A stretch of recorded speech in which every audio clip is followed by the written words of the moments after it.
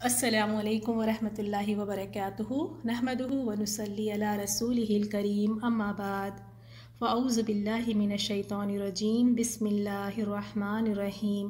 سورۃ الواقعہ آیت نمبر 41 سے 56 تک دیکھیں گے، اور ان آیات میں اصحاب الشمال کا ذکر ہے، ان پہ کیا حالات ہوں گے، ان کو کیا سزائیں دی جائیں گی۔ وَأَصْحَابُ الشِّمَالِ اور بائیں ہاتھ والے، ما اصحاب الشمال، افسوس بائیں ہاتھ والے کیا ہے، یعنی کتنے حقیر ہیں، ان کا کیا انجام ہوگا، یہ کتنے بد نصیب لوگ ہیں، کتنے بدقسمت لوگ ہیں۔ اور یہ وہ لوگ ہیں جن کے اعمال نامے ان کے بائیں ہاتھ میں پکڑائے جائیں گے، اور یہ عرش کے بائیں طرف ہوں گے اور انہیں بائیں طرف لے جایا جائے گا۔ بہت ہی بد نصیب لوگ، یعنی جہنم والے لوگ۔ اور یہ کس میں ہوں گے؟ فی سموم، یعنی گرم ہوا میں، یعنی وہ ہوا اس قدر گرم ہے، وہ اتنی زیادہ اس کی گرمی ہے، وہ انسان کے جسم کے اندر، مساموں کے اندر تک گھس جائے گی، اندر پورس تک گھس جائے گی۔ اتنی شدید ترین گرم ہوا، اتنی گرم لو ہے وہ وہاں پر، اور وہ حمیم، اور گرم پانی میں، اور ایسا پانی جو کھولتا ہوا پانی ہے، اور اتنا زیادہ کھولتا ہوا پانی ہے جو اپنی آخر انتہا تک پہنچ گیا ہے۔ اس کے اوپر کوئی اور گرم یعنی ٹمپریچر نہیں ہے، ہائیسٹ ٹمپریچر پہ اس قدر شدید گرم پانی جو انہیں پینے کے لیے دیا جائے گا اور ان کے سروں پہ سے بھی انڈیلا جائے گا۔ تو یہ گرم ہوا لو میں ہے اور گرم پانی انہیں پینے کے لیے دیا جائے گا۔ وَظِلٍ اور سائے میں، من سے، یحموم سیاہ ترین دھوئیں کے۔ اور جب یہ گرم ہوا میں ہوں گے اور گرم گرم پانی جب ان کے سروں پر انڈیلا جائے گا، انہیں پینے کے لیے دیا جائے گا، تو ان عذابوں کو دیکھ کر ان سے تنگ آ جائیں گے اور ایک سیاہ سائے کی طرف دوڑیں گے، ایک سائے کو دیکھیں گے اور اس طرف دوڑیں گے کہ شاید وہاں جا کے کچھ انہیں تھوڑا سا آرام ملے۔ لیکن جب وہ وہاں پہنچیں گے تو انہیں معلوم ہوگا کہ یہ تو سایہ ہی نہیں ہے، یہ جہنم ہی کی آگ کا سخت سیاہ یعنی بہت ہی کالا دھواں ہوگا، اور وہ اس دھوئیں میں ہوں گے۔ یعنی سایہ بھی ایسا سایہ ہے جو لا باردن، ایسا سایہ کہ جو نہ ٹھنڈا ہوگا، ولا کریم، اور نہ ہی اس میں کوئی آرام ہوگا، نہ ہی کوئی اس میں کوئی عزت ہوگی، کوئی آرام بھی نہیں ملے گا وہ سائے سے۔ تو جب انہیں یہ پانی دیا جائے گا تو وہ اس پانی کو پئیں گے اور اس سے ان کی انتڑیاں یعنی باہر آ جائیں گی، اور وہ دھوئیں کی طرف جائیں گے۔ ان عذابوں سے تنگ آ کر وہ موت کو پکاریں گے، موت کو پکاریں گے، لیکن موت بھی نہیں آئے گی، اس قدر وہاں پہ عذاب دیے جائیں گے۔ استغفر اللہ، اللہم اجرنا من النار، اللہ تعالیٰ اس آگ کے عذاب سے بچا لے۔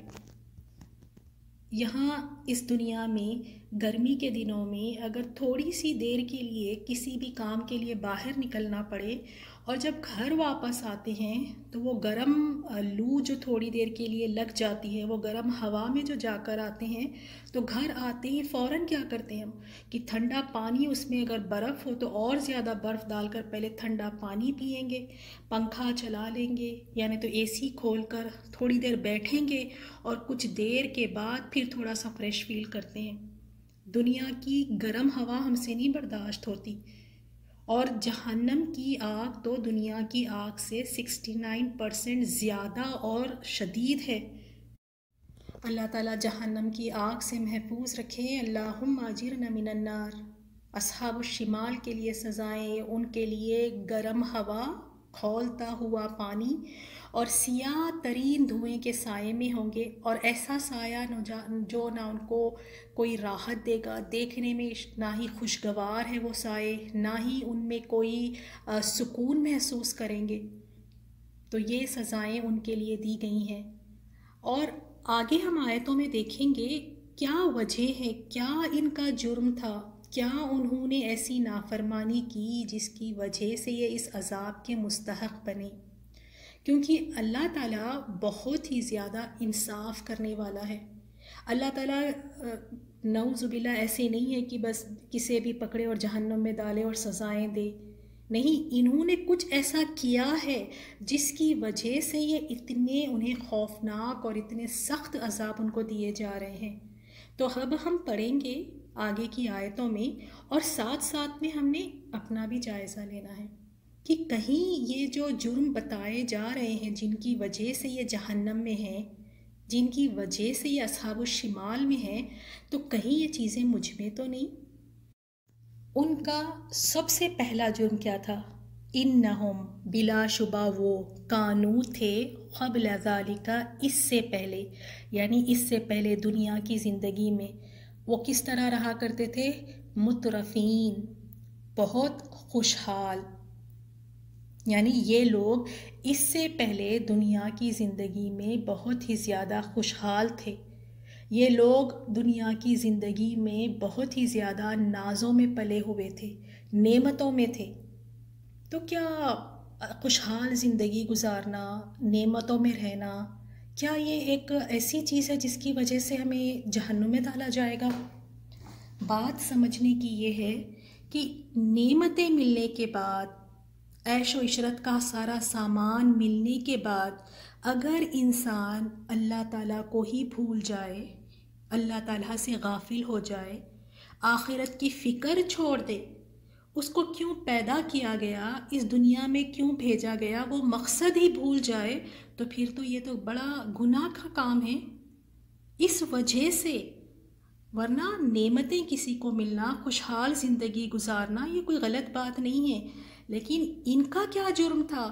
یہ ان کو اللہ تعالیٰ نے نعمتیں دی تھی، ان کے پاس ہر طرح کی نعمتیں تھیں، یہ اپنی زندگی عیش و عشرت میں گزارتے تھے، دنیا کی زندگی میں مگن اور مست تھے، جو نفس چاہتا ہے، جو بھی نفسانی خواہش ہے، اپنی خواہشوں کو پورے کرنے میں لگے ہوئے، کیونکہ پیسہ جو اتنا ہے، اتنی نعمتیں جو ہے، اب وہ نعمتوں میں اتنے ڈوب گئے، ان نعمتوں میں اتنے ڈوبنے کے وجہ سے وہ اللہ تعالیٰ سے غافل ہو گئے، وہ اللہ تعالیٰ کو بھول گئے، اپنی زندگی کا مقصد ہی بھول گئے، اور جو پیغام انبیاء اکرام لے کر آئے ہیں اس کو بھول گئے، اس کو اگنور کر دیے۔ تو ہمیں بھی تھوڑا دیکھنا ہے کہیں ہم بھی مترفین میں تو نہیں ہیں۔ مترفین وہ لوگ ہیں جو عیش و عشرت کی زندگی گزارتے ہیں، ہر چیز ان کے پاس ہے، اچھا کھا رہے ہیں، اچھا پی رہے ہیں، اچھا پہن اوڑھ رہے ہیں، گھوم رہے ہیں، پھر رہے ہیں، پکنکس ہو رہی ہیں، پارٹیز ہو رہی ہیں، شاپنگز ہو رہی ہیں، دعوتیں اڑائی جا رہی ہیں، جو دل چاہ رہا ہے وہ ساری چیزوں کو پورا کر رہے ہیں۔ تو یہ ہے مترفین۔ ایک غریب انسان کو شاید اتنی زیادہ دنیا کی ہرس نہ ہو، ایک امیر انسان اس کو اور زیادہ ہرس ہوتی ہے کہ اگر تھوڑا ہے تو اور زیادہ لو، اور زیادہ کماؤ، اور زیادہ کی۔ تو مترفین نعمتوں میں پلے بڑے ہوئے ہیں، بڑے نازک مزاج ہے، یعنی اب اتنے نازوں میں پلے ہوئے ہیں، اب کہاں نیند قربان کر کے وہ نرم گرم بستر سے کہاں اٹھا جائے گا، کہاں نماز ہوگی؟ اتنے نازوں میں پلے ہیں، اتنی نعمتوں میں پلے ہیں، اب روزہ رکھنا کہاں آسان دکھے گا، روزہ رکھنا مشکل ہے، اتنی لگژریس لائف ہے، اب دین کے لیے محنت کرنا یہ تو بڑا مشکل کام لگتا ہے۔ تو مترفین وہ لوگ ہیں جو عیش و عشرت میں پڑھ کے جو ان نعمتوں میں ڈوب گئے ہیں اور اپنے اصل مقصد کو ہی بھول گئے ہیں۔ لیکن ایک مومن کو کس طرح ہونا چاہیے تھا؟ اس کو اتنی نعمتیں ملی ہیں اللہ تعالیٰ کی طرف سے، اس کو تو چاہیے تھا کہ وہ اور زیادہ اللہ کے سامنے عاجزی اختیار کرے، اور زیادہ عبادتوں میں اپنا وقت گزارے، اور زیادہ فرما برداری کرے، لیکن یہ تو الٹ کرتے ہیں، یہ نعمتیں لے کر اور اللہ تعالیٰ کے باغی بن جاتے ہیں، نعمتوں میں رہ کر اور زیادہ آخرت کو بھول جاتے ہیں۔ تو اللہ تعالیٰ ہمیں معاف فرمائیں کہ نعمتوں میں پڑھ کر ہمیں اس میں ڈوب نہیں جانا چاہیے، ان نعمتوں کو لے کر ان نعمتوں کے ذریعے اور اللہ تعالیٰ کا قرب حاصل کرنا چاہیے. تو یہ ان کا پہلا جرم تھا. افسوس سے کہنا پڑتا ہے کہ آج کل اکثر مسلمانوں کا یہی حال ہے. گم گئے ہیں، ڈوب گئے ہیں نعمتوں میں، اور اصل مقصد زندگی کا بھول گئے ہیں کہ ہمیں بھیجا کیوں گیا تھا. ہمیں اس دنیا میں اسی لیے بھیجا گیا ہے تاکہ ہم اپنے رب کی عبادت کریں. اصل مقصد ہمارا یہ ہے کہ ہم عبادت کرنے کے لیے یہاں پر آئے ہیں. اور ان کا دوسرا جرم کیا بتایا گیا ہے؟ وہ اپنے گناہ عظیم پر اڑے ہوئے تھے. اصرار کرنا یعنی جمے رہنا، اڑے رہنا. تو وہ اپنے گناہ پر اڑے ہوئے تھے. اور سب سے بڑا گناہ کیا ہے؟ شرک. ہم سمجھتے ہیں شرک وہی ہے جو بتوں کے سامنے پوجا کر رہے ہیں، یا جو کرسچن لوگ ہیں یا کوئی اور مذہب کے لوگ ہیں.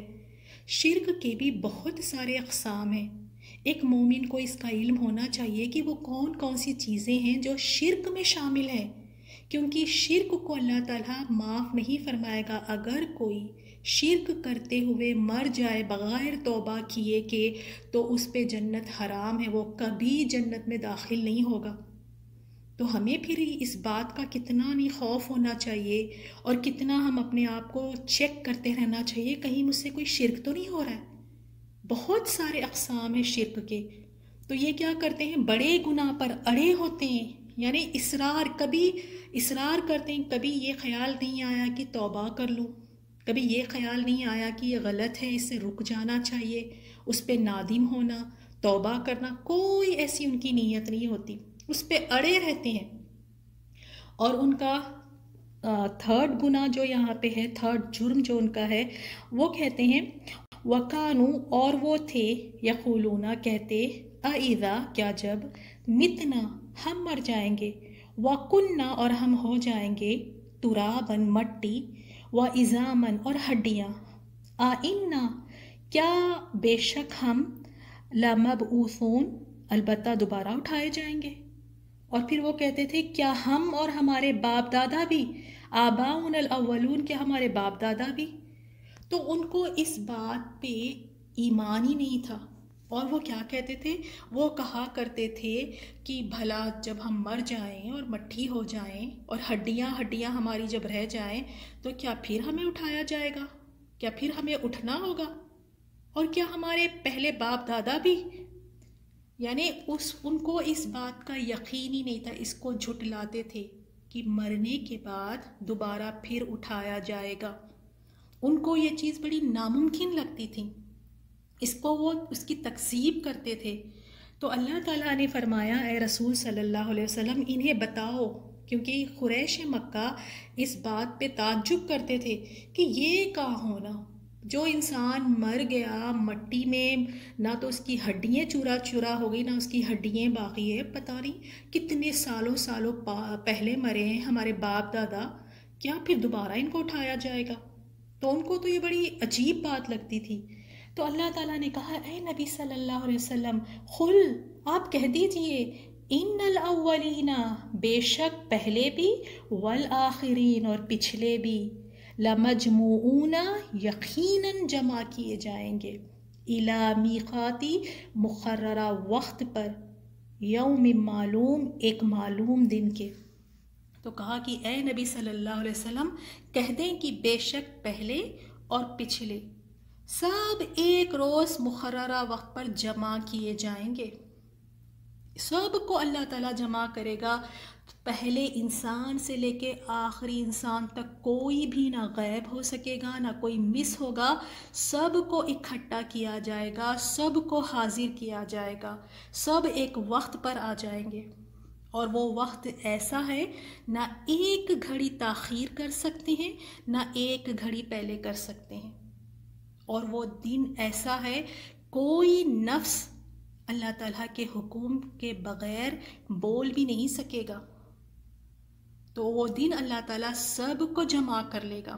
یعنی ایک دن آئے گا جس دن سب کو جمع کیا جائے گا، اکٹھا کیا جائے گا. آیت نمبر 51، ثم پھر، انکم، یقیناً تم، ایھا الضالون، اے گمراہو، المکذبون झुटलाने वालों, लाआकिलून अलबत्ता खाने वाले होंगे, मिन शजरिन दरख्त से, मिन ज़क़ूम ज़क़ूम के, और उनको वहाँ पे खाने के लिए ज़क़ूम दिया जाएगा। और ये कौन लोग होंगे? वो लोग जो गुमराह हैं और जिन्होंने झुटलाया, तो उनको ज़क़ूम खाने के लिए दिया जाएगा। और वो इस तरह भी नहीं कहेंगे कि हमने नहीं खाना, हम नहीं खाएंगे ज़क़ूम, वो खाएंगे उसको। फ़मालिऊना, फिर भरने वाले होंगे, मिनहा उससे, अलबुतून अपने पेट, वो ज़क़ूम खाकर अपने पेटों को भरेंगे। और ज़क़ूम जहन्नुम की जड़ से निकलने वाला दरख्त है, निहायत ही बदबूदार, निहायत कड़वा और कांटेदार दरख्त है। उस दरख्त के फल के बारे में आता है, उसके फल शैतान के सर की तरह है। अब शैतान कितना बदसूरत और खौफनाक होगा, तो इस ज़क़ूम शजर के फल भी इतने खौफनाक होंगे। और भूख की इतनी इंतहा होगी, भूख की वजह से जहन्नुमी ये दरख्त को खाएंगे। इतना कांटेदार और इतना बदबू और कड़वा इसका टेस्ट है, लेकिन फिर भी इसको खाएंगे, क्योंकि भूख भी इंसान से बर्दाश्त नहीं होती। अगर आपने कहीं देखा हो कोई भूखे इंसान को रूखा सूखा भी खाना दे, वो किस तरह खाता है, देखें, रूखी रोटी देकर देखें वो किस तरह खाता है, क्योंकि भूख भी बर्दाश्त नहीं होती। तो वहाँ उनको इतनी शदीद भूख होगी, वो भूख की वजह से खाएंगे। वो उनके हलक में अटकेगा, कांटे उनके हलक में अटक जाएंगे। यहाँ अल्लाह हमें माफ़ फरमाए, अल्लाह ताला इस जहन्नुम की आग से हम सबको महफूज रखे। यहाँ कभी सूखा खाना खा लेते हैं, गले में अटक जाता है तो फ़ौरन पानी पीते हैं। कभी मछली खाते हैं, उसका कांटा अटक जाए तो देखे क्या हाल हो जाता है। और कहाँ जहन्नुमियों का खाना ही ऐसा खाना है जो कांटेदार है, और उस पे वो खाएंगे। अब जब ये खाएंगे, इतना कांटेदार दरख्त से ये खाएंगे, उनके गलों में जब ये अटकेगा तो ये पानी की तरफ दौड़ेंगे, ये पानी पीना चाहेंगे। तो फ़शारिबूना, फिर पीने वाले होंगे, अलैहि उस पर, यानी उस खाने पर, ज़क़ूम खाने के बाद पानी पिएंगे। और पानी कैसा है? मिनल हमीम, खौलते पानी से। एक तो इतना कड़वा और कांटेदार खाना जो अटक रहा है, ये खाना खाने के बाद ये जब खाएंगे तो अंदर का सब कुछ कट जाएगा, वो कांटेदार खाना खाने की वजह से, और उस पे से खौलता हुआ पानी पीने के लिए दिया जाएगा। अल्लाहुम्मा अजिरना मिनन्नार, अल्लाहुम्मा अजिरना मिनन्नार। यहाँ पे मुतरफीन थे, दुनिया की ज़िंदगी में ऐशो इशरत की ज़िंदगी गुजार के जाने वाले थे, और देखें वहाँ पे उनके साथ क्या है, वहाँ पे उनको किस तरह का खाना दिया जा रहा है। और वो पानी पिएंगे, फ़शारिबूना, फिर पीने वाले भी, शुरबा पीना, अलहमीम प्यासे ऊँटों की तरह। वो गरम खौलता हुआ पानी भी मना नहीं करेंगे, बल्कि पिएंगे, ऐसे पिएंगे जैसे एक प्यासा ऊँट पानी पीता है। और ये हीम एक बीमारी का भी नाम है जो ऊँटों को लग जाती है, जिसकी वजह से वो पानी जितना मर्जी पिए लेकिन उसकी प्यास कभी नहीं बुझती। तो ये जहन्नुमियों को भी यही सेम इसी तरह वहाँ पे होगा कि वो पानी पिएंगे लेकिन कभी उनकी प्यास नहीं बुझेगी, और वो भी किस कदर खौलता हुआ पानी दिया जाएगा पीने के लिए। फिर फरमाया, हाज़ा ये नुज़ुलुहुम, ये उनकी मेहमानी है, ये उनकी ज़ियाफ़त है, यौमुद्दीन, रोज़े क़यामत। यानी अल्लाह ताला ने फरमाया ये उनकी ज़ियाफ़त और मेहमानी है। क्यों इस तरह फरमाया? ताकि इसमें एक तंज़ है उनके लिए, एक तंज़ है कि ये उनकी मेहमानी है। वरना मेहमान नवाज़ी तो ऐसी की जाती है जिसमें मेहमान की खाने पीने के पसंद का ख्याल रखा जाता है, मेहमान को खुश किया जाता है, मेहमान की इज़्ज़त की जाती है। तो यहाँ उनको यहाँ पे फरमाया गया ये उनकी ज़ियाफ़त है, ये मेहमानी है उनकी, उनको तंज़ करने के लिए। और दूसरा माना नुज़ुल का मतलब ये होता है कि ये अभी तो स्टार्टर है, यानी शुरुआत में जो खाना दिया जाता है। जैसे कोई हमारे घर मेहमान आते हैं تو ہم پہلے کس طرح دیکھیں کہ ٹھنڈا اور یا گرم پیش کرتے ہیں، پھر اس کے بعد ہم کھانے کا انتظام کرتے ہیں۔ تو ابھی یہ گرم ہوا، یہ زخم کا کھانا، یہ کھولتا ہوا پانی، یہ سب تو ضیافت ہے، ابھی تو یہ اسٹارٹر میں ہے، ابھی تو اصل میل، اصل کھانے کا انتظام تو بعد میں آئے گا، اور وہ کیا ہے وہ اللہ بہتر جانے اور اللہ تعالیٰ محفوظ رکھے۔ یہ تو بس نزول ہے، یہ ضیافت ہے، یہ مہمانی ہے، ابھی تو اس کے بعد اور جو خاص چیزیں رکھی گئی ہے ضیافت میں وہ اللہ ہی بہتر جانتا ہے۔ اللہم اجرنا من النار۔ تو اب دیکھیں ان آیتوں کو ہم نے پڑھا ہے، اور واقعی یہ پڑھنے کے بعد ہمیں ڈر بھی ہونا چاہیے، کیونکہ اگر ہم یہاں نہیں ڈریں گے تو ہمیں وہاں ڈرایا جائے گا، اور یہ ڈر ہی ہمیں سیدھا رکھتا ہے۔ آج کی آیتوں میں قیامت کا ثبوت اور آخرت کی دلیل ان لوگوں کے لیے جو اس کی تکذیب کرتے تھے، جھٹلاتے تھے، جنہوں نے یہ کہا تھا کہ بھلا جب ہم مر گئے اور مٹھی ہو گئے اور ہم ہڈیاں ہماری رہ گئی تو کیا ہمیں پھر سے اٹھنا ہوگا؟ تو انہیں اس بات پہ تعجب تھا، وہ اس کو جھٹلاتے تھے، انہیں یہ چیز بڑی ہی ناممکن لگتی تھی کہ کہاں ایک بار انسان مر کے مٹی ہو جاتا ہے تو کہاں دوبارہ پھر سے اٹھایا جا سکتا۔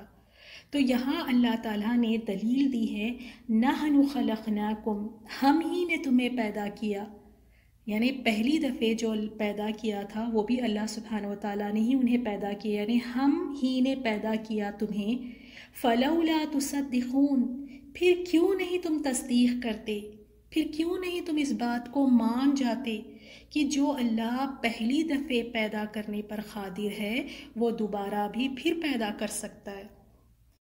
اور اللہ تعالیٰ کے لیے کوئی کام ناممکن یا مشکل تو ہے ہی نہیں، تو جو پہلی دفعہ پیدا کر سکتا ہے دوبارہ پیدا کرنا تو اور زیادہ آسان ہے۔ کوئی بھی چیز جب پہلی دفعہ پیدا کرتے ہیں تو وہ تھوڑا سا مشکل ہے، اسی چیز کو دوبارہ پیدا کرنا کوئی مشکل بات نہیں ہے۔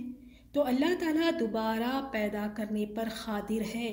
تو یہاں پہ اللہ تعالیٰ فرماتے ہیں فلولا تصدقون، تو پھر کیوں نہیں تم اس کی تصدیق کرتے، کیوں نہیں تم اس کو مان لیتے کہ دوبارہ پھر اللہ تعالیٰ اٹھائے گا، یعنی تم موت کے بعد دوبارہ جی اٹھنے کو تسلیم کیوں نہیں کر لیتے، کیوں نہیں اس بات کو مان لیتے۔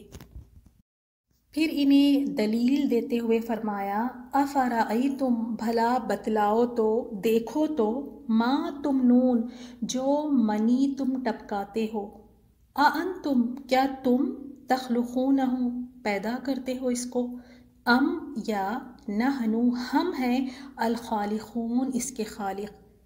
تو یہاں پہ سوال کیا گیا، دیکھو تو، جس نطفے کو تم عورتوں کے رحم میں ٹپکاتے ہو، جس کو تم ڈالتے ہو، کیا تم اس سے انسان کو پیدا کرتے ہو یا ہم پیدا کرتے ہیں؟ اور واقعی جس طرح ایک انسان کی تخلیق ہوتی ہے ماں کے پیٹ میں، واقعی یہ بہت ہی ایک حیرت کن چیز ہے۔ اگر آپ یوٹیوب پر بھی دیکھیں، انشاءاللہ کوشش کریں گے کہ آپ کے ساتھ یہ ویڈیو شیئر کریں کہ کس طرح ایک نطفہ جو ہوتا ہے، اور وہ جو نطفہ ہے جو مرد ٹپکاتا ہے وہ آلموسٹ اس میں ملینز آف سپرمز ہوتے ہیں، ملینز آف سپرمز، اور وہ سارے دوڑتے ہیں، سویم کر کے جاتے ہیں انڈے کی طرف، اور ان میں کچھ ہی کامیاب ہوتے ہیں، اور ان میں سے صرف ایک ہی، ان ملینز میں سے صرف ایک ہی ایسا سپرم ہوتا ہے جو اوون تک پہنچتا ہے، جو انڈے تک پہنچتا ہے، اور وہاں سے وہ تخلیق شروع ہوتی ہے۔ اور کس طرح اندھیرا، تین اندھیروں میں اللہ تعالیٰ اندر ایک انسان کی تخلیق کرتا ہے۔ ایک ماں کے پیٹ کا اندھیرا ہے، پھر دوسرا رحم کا اندھیرا ہے، رحم مادر کا اندھیرا ہے، اور تیسرا وہ اندھیرا جس میں بچہ جھلی کے جو اندر ہوتا ہے۔ تو تین اندھیروں میں اللہ تعالیٰ ایک انسان کی تخلیق فرماتا ہے صرف ایک نطفے سے۔ اور اگر دیکھیں تو کس طرح اس کے سٹیجز ہوتے ہیں کہ پہلے وہ ایک نطفہ ہے، ایک حقیر سا پانی، وہ پھر ایک جمع ہوا خون بن جاتا ہے، پھر وہ خون کے لوتھڑے سے اللہ تعالیٰ گوشت کا لوتھڑا بنا دیتے ہیں، پھر اس گوشت کے لوتھڑے سے اس میں ہڈیاں آتی ہیں، پھر اس ہڈیوں پہ پھر گوشت چڑھا دیتے ہیں، پھر اسی طرح کان، ناک، آنکھ، ساری چیزیں بننے لگتی ہے۔ تو 9 مہینے میں کس طرح پیٹ کے اندر ایک بچے کی تخلیق فرماتا ہے، تو کیا یہ کسی انسان کے بس میں ہے؟ کوئی انسان یہ تخلیق کر سکتا ہے؟ کئی مرتبہ تو اس طرح ہوتا ہے کہ میاں بیوی دونوں صحت مند ہوتے ہیں لیکن پھر بھی وہ اولاد پیدا نہیں کر سکتے۔ اولاد کا دینا، تخلیق، ایک پیٹ میں جو بچہ بنتا ہے، تخلیق ہونا، یہ صرف اور صرف اللہ تعالیٰ ہی اس پر قادر ہے۔ اس آیت میں ایک سوال کیا گیا ہے ہم سے، یہ سوال کیا گیا ہے کہ کیا تم تخلیق کرنے والے ہو یا ہم تخلیق یا ہم پیدا کرنے والے ہیں؟ تو ہمیں یہاں پہ جواب دینا چاہیے بل انت یا ربی، بلکہ تو ہی ہم میرے رب۔ یہاں پہ سوال کیا گیا، ہمیں چپ نہیں رہنا چاہیے کیونکہ اللہ تعالیٰ ہی واقعی تخلیق کرنے والا ہے۔ اور ہمارے معاشرے میں دیکھیں کتنی جہالت ہے، اگر کوئی عورت ماں نہیں بن سکتی تو اس کو کتنا طنز کیا جاتا ہے، اس کو کتنا ستایا جاتا ہے، اس کو قصوروار مانا جاتا ہے کہ یہ کیوں نہیں بچہ پیدا کر سکتی۔ تو یہ انسان کے بس میں نہیں ہے، یہ اللہ تعالیٰ ہی ہے جو تخلیق کرتا ہے، اللہ تعالیٰ ہی پیدا کرتا ہے، یہ کوئی کر ہی نہیں سکتا۔ آیت نمبر 60، نحن قدرنا، ہم ہی نے مقدر کر دی ہے، بینکم، تمہارے درمیان، الموت، موت، وما، اور نہیں ہے، نحن بمسبوقین، ہم عاجز۔ تو یہاں اللہ تعالیٰ فرماتے ہیں ہم ہی نے تم میں مرنا ٹھہرا دیا ہے، یعنی موت کو تمہارے یہاں جاری کر دیا ہے، موت کا وقت مقرر کر دیا ہے۔ اب جب یہ موت آئے گی تو نہ ایک گھڑی آگے کر سکتے ہیں نہ ایک گھڑی پیچھے، نہ ہی موت سے کہیں چھپ کر بیٹھ سکتے ہیں، نہ ہی موت سے کہیں بھاگ سکتے ہیں، نہ ہی اسے ٹال سکتے ہیں۔ اس کو اللہ تعالیٰ نے مقرر کر دیا ہے۔ اسی لیے دیکھیں، ہم دیکھتے ہیں کئی بچے ماں کے پیٹ میں ہی فوت ہو جاتے ہیں، کوئی بچپنے میں فوت ہو جاتے ہیں، کوئی جوانی تک پہنچ کے جوانی میں فوت ہو جاتے ہیں، کوئی بڑھاپے تک پہنچ کے پھر تب فوت ہوتے ہیں۔ کئی تو ایسے ہیں کہ اتنے زیادہ ضعیف ہیں، اتنے زیادہ بوڑھے ہیں، بستروں پہ پڑے ہیں، ایڑیے رگڑ رہے ہیں، پھر بھی موت نہیں آتی۔ تو اللہ تعالیٰ نے اس کی تقسیم کر دیے، ہر کسی کے ایک موت کا وقت مقرر ہے، جب وہ آئے گی تو کوئی اسے ٹال نہیں سکے گا۔ وما نحن بمسبوقین، یعنی ہم اس بات سے عاجز نہیں ہیں، یعنی ہم عاجز نہیں ہیں بلکہ اس بات پر ہم قادر ہیں، ہم یہ کر کے رہ سکتے ہیں۔ آیت نمبر 61، الا ان، اس بات پر کہ نبدلا، ہم بدل کر لے آئے، امثالکم، تم جیسے، و، اور، ننشئکم فیما، ہم پیدا کر دے تمہیں ایسی صورت میں جو لا تعلمون، تم نہیں جانتے، یعنی ہم بدل کر تمہاری طرح کے اور لوگ تمہاری جگہ لے آئے، یعنی اس قوم کو ہٹا دے، ان لوگوں کو ہٹا کے ان کی جگہ پہ اور دوسرے لوگوں کو لے آئے۔ اور ہم دیکھتے ہیں بھی پچھلی قوموں میں بھی اللہ تعالیٰ کس طرح قوموں کو ہلاک کر کے ان کی جگہ دوسری قوم کو لے آیا۔ تو یہ اللہ تعالیٰ اس بات پر قادر ہے، اور یہ بھی اس کا معنی بنتا ہے کہ قیامت کے دن تمہاری تخلیق کو بدل دے، یعنی تم کو اس صورت میں پیدا کرے جس کو تم نہیں جانتے، یعنی قیامت والے دن ایسی صفات، ایسی حال میں جن کو تم نہیں جانتے، اس طرح اللہ تعالیٰ قیامت والے دن پیدا کر دے۔ اور جیسے ہم دوسری آیتوں میں دیکھتے ہیں، احادیث میں دیکھتے ہیں کہ قیامت والے دن کچھ لوگوں کو چینٹیوں کی شکل میں اٹھایا جائے گا اور لوگ ان کو اپنے پیروں تلے روندیں گے۔ یہ وہ لوگ ہوں گے جو متکبر، یعنی جو تکبر کرنے والے لوگ تھے، وہ قیامت والے دن چینٹیوں کی شکل میں اٹھائے جائیں گے۔ کچھ لوگ قیامت والے دن اندھے اور بہرے اٹھائے جائیں گے، اور وہ کہیں گے کہ ہم تو دنیا میں دیکھتے تھے، سنتے تھے، ہمیں کیوں آج اندھا اور بہرا کر کے اٹھایا گیا ہے؟ تو ان سے کہا جائے گا تم اللہ تعالیٰ کی آیتوں کے ساتھ بھی تمہارا یہی رویہ تھا کہ تم اندھے اور بہرے بن کر گزرتے تھے، تو قیامت والے دن اندھا اور بہرا بن کر اٹھایا جائے گا۔ کئی اس دن شکل کئی لوگوں کی صورتیں بڑی چمکدار ہوں گی، روشن چہرے والے ہوں گے. کئی لوگوں کے چہروں کی طرف دیکھیں سیاہ ہوں گے، کالے ہوں گے، خوفناک ہوں گے، گھبراہٹ کے عالم میں، غم کے عالم میں ہوں گے. اور کئی چہروں کی طرف دیکھیں گے پرسکون ہوں گے. تو وہاں پر ایسی صورت اور ایسے احوال میں آئیں گے، ایسے احوال میں ایسی صفات ہوں گی، اس طرح اللہ پیدا کرے گا جسے ہم نہیں جانتے. آیت نمبر 62 وَلَقَدْ اور البتہ تحقیق عَلِمْتُمْ تم نے جان لیا ہے. کیا جان لیا ہے؟ عَلِمْتُمُ النَّشْأَةَ الْأُولَى پہلی پیدائش کو. تم اس بات پر ایمان لاتے ہو، تمہیں اس بات پہ یقین ہے کہ تمہیں پیدا کرنے والا اللہ تعالیٰ ہے. جیسے مشرکین مکہ تھے، وہ اللہ تعالیٰ پر ان کا ایمان تھا. جب ان سے پوچھا جاتا تھا کہ زمین اور آسمان کا پیدا کرنے والا کون ہے، تمہیں کس نے پیدا کیا، تو وہ یہی کہتے تھے اللہ تعالیٰ. وہ کیا ان کا شرک کیا تھا کہ انہوں نے کچھ نیک لوگوں کو، کچھ ایسے بت یا دیویاں انہوں نے بنا لیے تھیں جن کو وہ کہتے تھے کہ یہ اللہ کے مقرب ہے، یہ اللہ کے قریب ہے، یہ ہماری سفارش کریں گے، ان کو ہم کہیں گے تو ان کی بات نہیں ٹالی جائے گی. ورنہ ان کا ایمان تو تھا اللہ پر کہ ایک رب ہے جس نے زمین آسمان کو پیدا کیا، وہی رب ہمیں پیدا کیا. تو یہاں پہ ان کو وہی بتایا جا رہا ہے البتہ تحقیق تم نے جان لیا ہے پہلی پیدائش کو. تم جانتے ہو، تم مانتے ہو کہ تمہیں اللہ نے ہی پیدا کیا ہے پہلی مرتبہ. فلولا تذکرون پھر کیوں نہیں تم نصیحت پکڑتے؟ کیوں نہیں اتنی سی بات تمہیں سمجھ آتی کہ جس رب نے تمہیں پہلی مرتبہ پیدا کیا وہ تمہیں دوبارہ پھر پیدا کرنے پر قادر ہے. سورہ مریم میں بھی اللہ تعالیٰ نے فرمایا کیا انسان یاد نہیں کرتا کہ ہم نے اس کو پہلے بھی پیدا کیا تھا اور وہ کوئی چیز بھی نہ تھا. کسی چیز یعنی اتنی حقیر سی چیز سے اللہ تعالیٰ نے ایک انسان کو پیدا کیا، تو دوبارہ پیدا کرنے میں کیا دشواری ہے.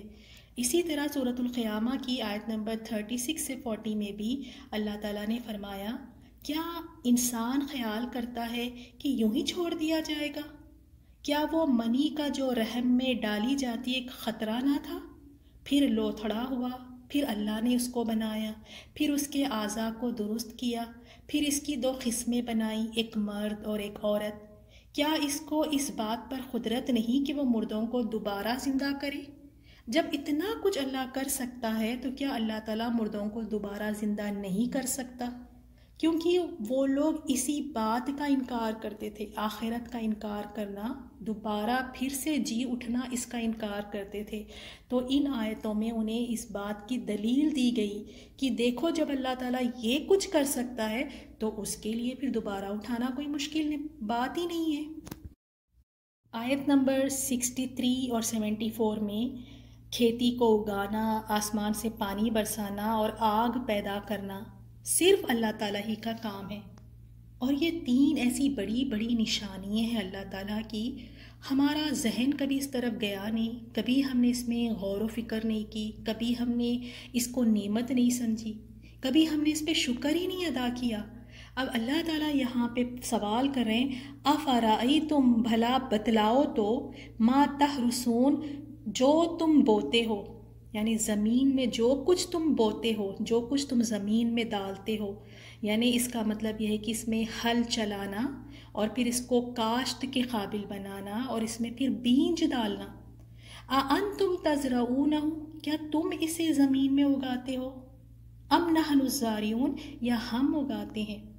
یہاں سوال کیا گیا کیا تم اسے زمین میں اگاتے ہو یا ہم اگاتے ہیں، تو ہمیں جواب دینا ہے بل انت یا ربی. تو اللہ تعالیٰ ہی ہے جو بیج سے اللہ تعالیٰ ایک چھوٹے سے پودے کو زمین سے نکالتا ہے.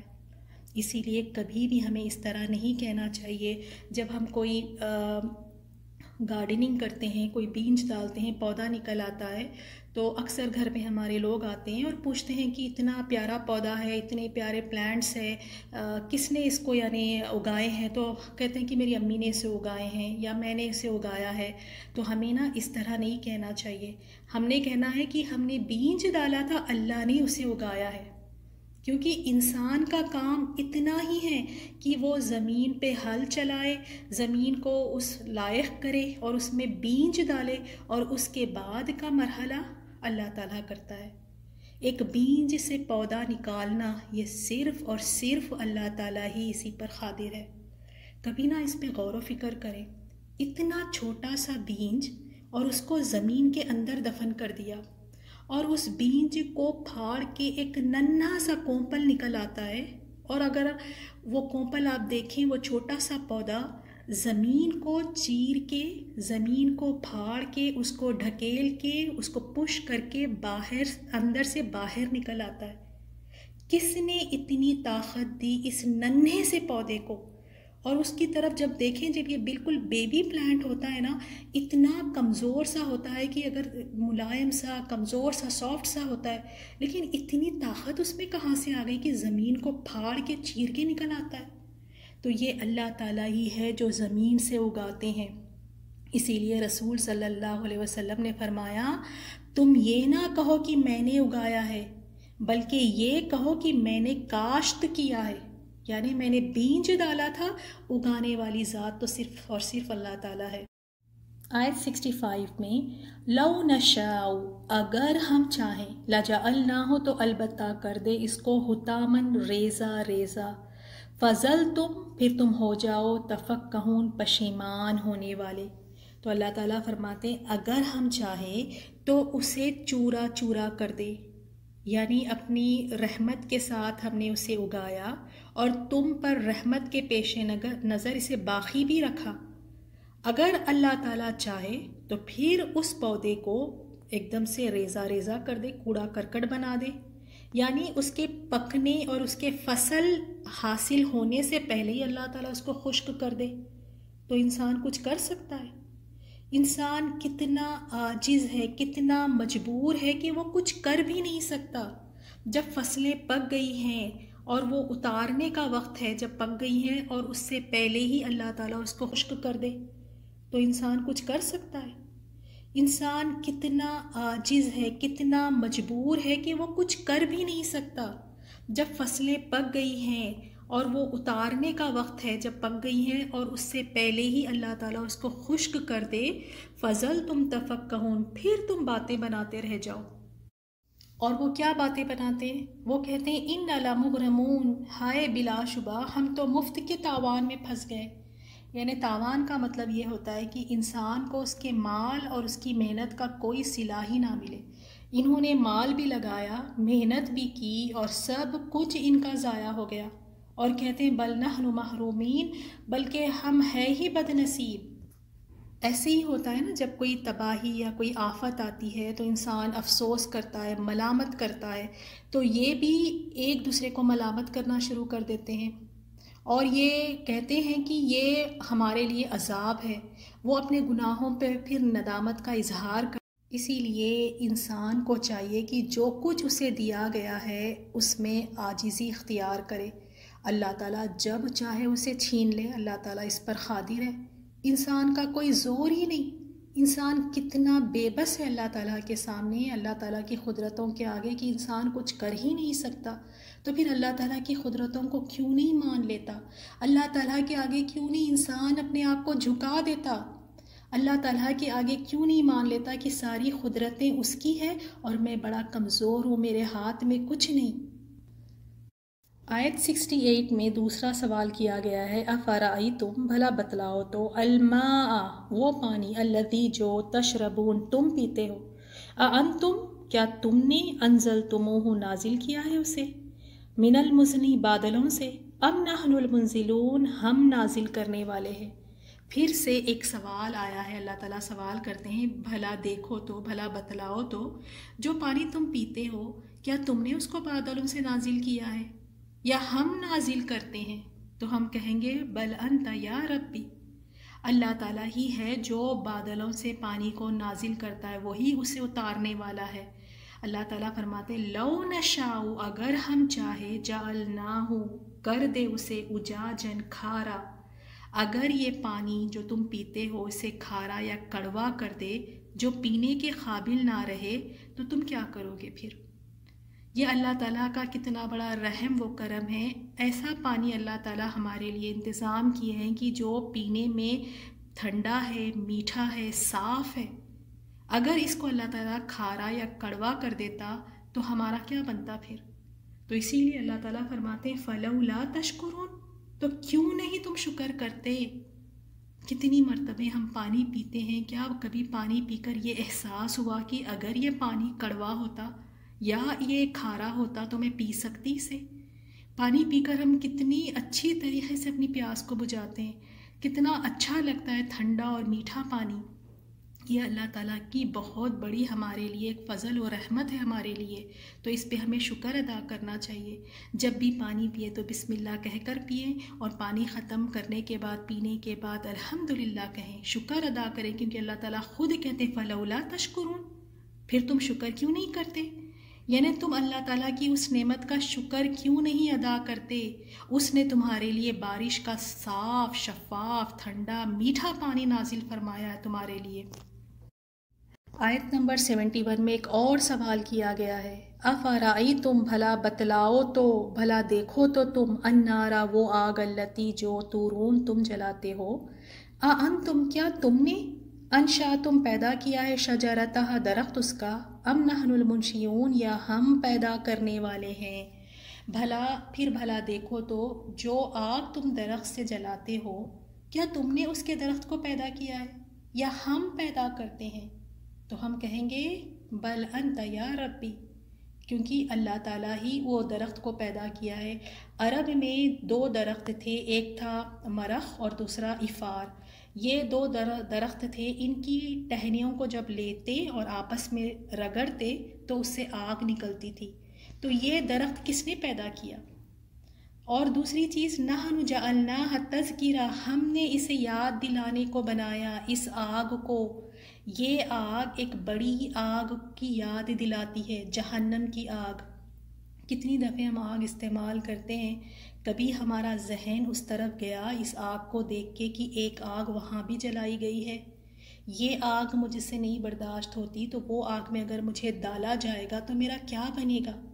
یہاں کی آگ کی تھوڑی سی تپش نہیں برداشت ہوتی، جو شاید ہو سکتا ہے ایک انگلی کے حصے کو لگے یا ایک ہاتھ کے حصے کو لگے. اگر اللہ کو ناراض کر کے جائیں گے تو وہاں پہ جسم کا ایک حصہ نہیں جلایا جائے گا، بلکہ سارا جسم آگ میں ہوگا. اللہم اجرنا من النار. اسی لیے اللہ کو ناراض کرنے والے، نافرمانی والے کام نہیں کرنا. یہ آگ وہاں کی آگ یاد دلاتی ہے. اور دوسرا، یہ آگ ایک عذاب بھی ہے، وہاں کی آگ کی یاد بھی دلاتی ہے، اور یہ آگ فائدہ بھی ہے. وَمَتَاعًا لِلْمُقْوِينَ، اور مسافروں کے لیے فائدہ ہے. جو مسافر ہے، جو مقیم ہے، غریب ہے، فقیر ہے، امیر ہے، ہر کسی کے لیے اس آگ میں پیدا ہے. سب اس میں کھانا پکاتے ہیں، سب اس میں اپنے آپ کو تاپتے ہیں، اس سے روشنی حاصل کرتے ہیں. اس میں بہت زیادہ فائدے ہیں. اور اللہ تعالیٰ نے اپنے خاص لطف و کرم سے اسے پتھروں اور خالص لوہے میں رکھا ہے. مسافر اسے اپنے ساتھ اپنے کپڑوں میں رکھ کر لے جاتے ہیں. جب بھی انہیں آگ کی ضرورت ہوتی ہے تو وہ اسے نکالتے ہیں، اس پتھر کو یا اس لوہے کو یا اس جس چیز سے آگ بنتی ہے اس کو نکالتے ہیں اور رگڑتے ہیں، اور اس سے آگ نکل آتی ہے. پھر اس سے کھانا پکاتے ہیں اور اس سے بھونتے ہیں، جو کچھ بھی اس سے فائدے حاصل کرنا ہے سب فائدے حاصل کرتے ہیں.